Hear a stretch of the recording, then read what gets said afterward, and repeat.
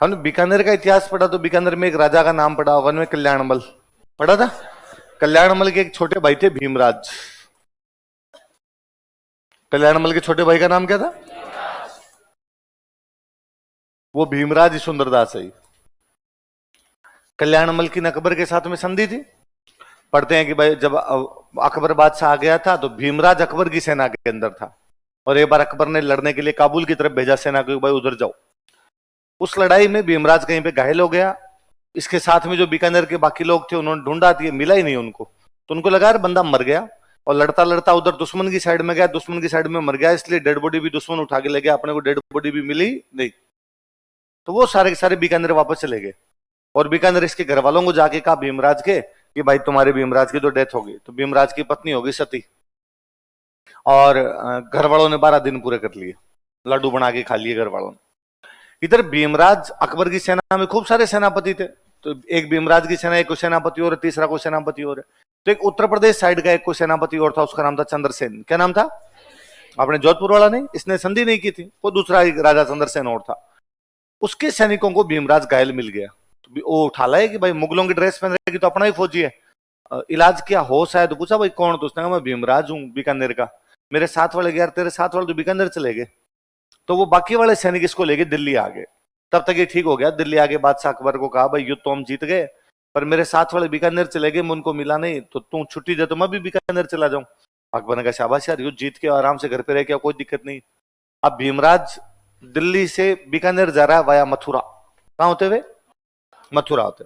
इधर भीमराज के घर वालों ने 12 दिन कर लिए, लाडू खा लिए, और इनके एक पुरोहित जी थे घर के, प्रहलाद दास जी, क्या नाम था? उनको अस्थियां दी कि जाओ विसर्जन करके आ जाओ। भाई पत्नी सती हो गई थी, तो वो अस्थियां दे दी कि जाओ विसर्जन करके आ जाओ। प्रहलाद दास जी भीमराज की अस्थियां लेके जा रहे हैं बीकानेर से हरिद्वार वाया मथुरा। तो मथुरा में प्रहलाद दास जी जो भीमराज की अस्थियां लेके जा रहे हैं, और भीमराज दोनों आमने सामने हुए। तो प्रहलाद दास जी ने वहां मिले, तो प्रहलाद दास जी ने पूछा अरे ठाकरा जीवता हो? तो उन्होंने कहा अरे यार, तो मैं तो कैसे नहीं हूँ, क्या हुआ? तो कि मैं तो आपकी अस्थियां लेके जा रहा हूं। क्या बात हुई? तो कि वो समाचार आया था कि आपकी डेथ हो गई, तो आपके कपड़े वगैरह आए थे, तो आपकी ठुकरानी तो साथ में सती हो गई, घर वालों ने 12 दिन कर लिया, हमने लड्डू खा लिया आपके। और भीमराज को लगा कि यार जीवन ये है कि यदि घर वालों को कुछ देर तक आंखों के सामने ना दिखाई दो, कोई समाचार ना मिले, तो घर वाले मृत्यु समझ लेते हैं। और यदि यही जीवन है, इतनी देर तक ही व्यक्ति कोई किसी का रहता है, तो फिर क्या करना है ऐसे जीवन का? दुनिया पितल दी है, कोई लेना देना तो है नहीं। उसने कहा आप घर क्या करेंगे जाके? नहीं जा रहे, मैं बाबा बनूंगा। प्रहलादा जी का आप जाओ, वापस जाओ।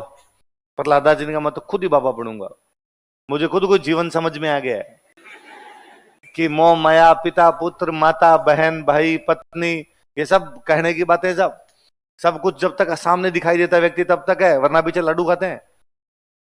भीमराज ने कहा तुम एक बार तो बीकानेर जाओ यार, वापस आ जाना। प्रहलादास जी बीकानेर गए, जाके भीमराज के घर वालों का आगे भीमराज जीवंत है, अपने घर वालों का आगे मैं उसके साथ जाके बाबा बनूंगा। वापस मथुरा गए, भीमराज से वापस मिले, भीमराज प्रहलाद दास दोनों वहां से गए फतेहपुर सीकरी। कहां गए? फतेहपुर सीकरी के अंदर उस समय एक बाबा जी रहते हैं, उनका नाम था चतुरदास जी। क्या नाम था? और चतुरदास जी को जाकर चतुरदास जी हमें कोचिंग में एडमिशन दो आपकी। चतुरदास जी ने कहा नहीं भाई, मैं कांस्टेबल की तैयारी करवाता हूँ, आरएस की तैयारी दादू दयाल जी करवाते हैं। तो वो कहाँ है? वो सांबर है। तो ये दोनों दादू दयाल जी के पास में कहां पर है? सांबर। दादू दयाल जी अपने चबूतरे पे बैठे नाम ले रहे हैं। इतने में आगे आगे भीमराज, पीछे पीछे प्रहलाद दास जी घुसे। भीमराज राजकुमार था, लंबा चौड़ा, हाइट, पर्सनालिटी अच्छी थी। तो जैसे भीमराज को देखा, दादू दयाल जी ने कहा कि आ रहे मेरा भाई सुंदर। और भीमराज ने जाके दंडवत प्रणाम किया, महाराज मेरा नाम सुंदर नहीं है, मेरा नाम भीमराज है, बीकानेर के राजा कल्याणमल का छोटा भाई हूं। जीवन में इस प्रकार की कुछ गतिविधियां हुई कि अब मैं संन्यास धारण करना चाहता हूं। दादूलाल जी ने कहा देख यार, मैं तो जानता नहीं तू कौन है, पर तू शक्ल का फूट रहा था इसलिए मैंने तेरे को सुंदर कह दिया, पर अब जब पता चला है कि तू राजा का छोटा भाई है, तो फिर छोड़, तेरे ये संन्यास बस की बात नहीं है। तू एक बार सन्यासी बन जाएगा, लेकिन थोड़े दिनों बाद तेरे वापस जी में आएगी कि नहीं यार अपने तो महलों के अंदर चलते हैं। वो विलासी जीवन, वो लग्जरी तुम्हारी भोगी हुई होती है, इसलिए तुम ये साधु नहीं बन पाओगे अब। और भीमराज ने कहा महाराज ऐसी बात मत करो, आपको यदि ये लगता है कि मैं विलासी जीवन नहीं छोड़ पाऊंगा, आप जीवन छोड़िए, मैं अब सब कुछ ही छोड़ के आ गया हूं, आपको तो मैं कपड़े त्याग दूं। तो उसने अपने कपड़े भी त्याग दिए। इसलिए वहां से शुरू हुई नागा शाखा। क्या शुरू हुई? तो इस नागा शाखा का संस्थापक कौन है? दादू दयाल जी ने कहा कि ठीक है, तो तुम मेरे शिष्य बन सकते हो। तो दादू दयाल जी के जो पहले शिष्य हैं वो कौन है? सुंदरदास।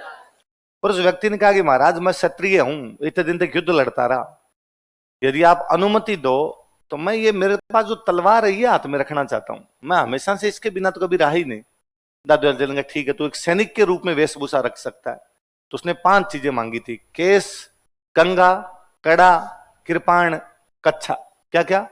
केस, कंगा, कड़ा, कृपाण, ये 5 चीजें मैं रखना चाहता हूं, ठीक रख ले। तो नागा साधु बाद में 5 चीजें धारण करते थे, केस, कंगा, कड़ा, कृपाण, कच्छा, जो बाद में आप सिखों के पढ़ते हो। ये पंचम ककार जो हम सिखों के देखते हैं, ये उनसे भी पहले यदि किसी ने धारण कर लिए थे तो किसने धारण कर लिए थे? कई दिन तक यहाँ पे रहे, सांबर में रहे, बाद में कहा महाराज कोचिंग कंप्लीट हो गई, अब सेल्फ स्टडी कर ले हम तो भीमराज और प्रहलाद दास दोनों यहां से चले गए घाटड़ा। कहां चले गए? अलवर के अंदर एक जगह पड़ती है घाटड़ा। कई दिन यहां पे रहे, फिर प्रहलाद दास जी को कहा भीमराज ने कि भाई मैं तो जा रहा हूं हिमालय, तुम ये घाटड़ा वाली गद्दी संभालो। कहते हैं सुंदरदास या भीमराज जो भी कहें, वो यहां से हिमालय चले गए थे।